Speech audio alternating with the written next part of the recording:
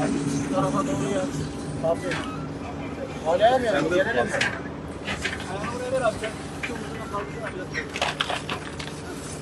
Gir adamı. Yok, çekiyor.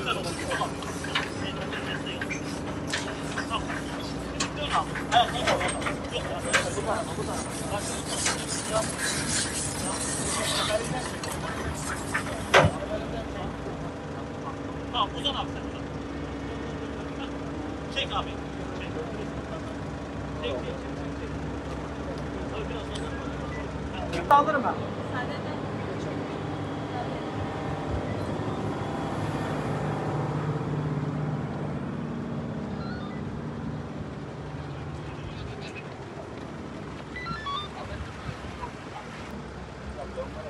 Camlar var. Biz bakalım.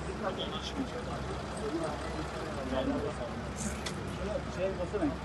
Makine.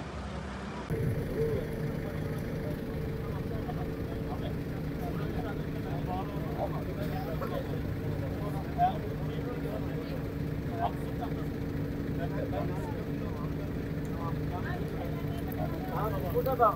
Burada da.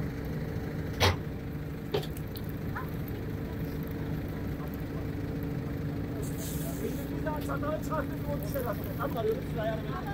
Hadi. Hadi balık var. Çabuk. Gel. Gel şimdi gel. Gel. Ha vurma ha. Vurma. Gel. Bekle tamam. Şimdi gel. Evet hadi. Tamam. Bekle. Kapat isteme çek. Hadi çek. Abi. Ayakları bas. Bekle, oynama. Tamam. Nerede o? Makineyi koy. Bak,